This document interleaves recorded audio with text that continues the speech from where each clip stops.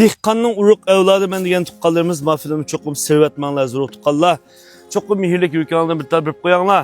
Mushunda pishib etlib ketgan qo'g'illab qolib qolsa mush akamning o'ziga qatgan. Endi ma qo'g'illikning o'zi Ko'kiston akam 8 mo qo'g'illikkan. Endi aka mushu qo'g'illining o'zini menda pishib taqliqligiga paylamay etlib ketganlar ulab qolib qolsa sizga qat shunama.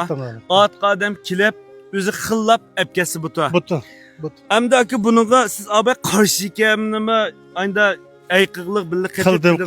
Qarshi keldi. Qilibak ajringiz ketibdi. Ketdi mana. Bular ayolimning bak ketdi. Endi tuqqanlar mana bu dehqonchilikning ishlarini o'zingiz tushunasizlar. Mushunda bir yil naiti etizdan qo'ndan chiqmay turib mushunchalik bir qo'g'inni qo'g'in qilib mushunda qilmoq oson emas ekan. Ekran oldidagi zo'ruq tuqqanlar agar lozim etgan tuqqanlarimiz men yeb baqdim. Pishib netlib ketgan. Ana nagandagi qo'g'illar ekan, u qo'g'illamış akamning o'ziga qatgan. Endi bo'lsa mushuni bek muvofiq ba'di belgili o'ta. Buta ma'lum buta.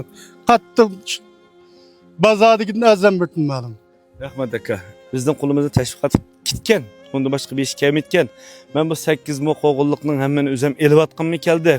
Lekin endi men nada ko'tarib yuraman. Qo'limizda ketgan tashviqotning o'zi ekan, ham biz o'yladik bu 8 mo qo'g'inni yeb bo'lmaydi tuqqanlar. Shunga cho'qim mehrlik yurganlarni bir tabir qo'yib, mush qo'g'il lozim etgan tuqqanlarimiz ko'gicha bir foydasi o'tgan.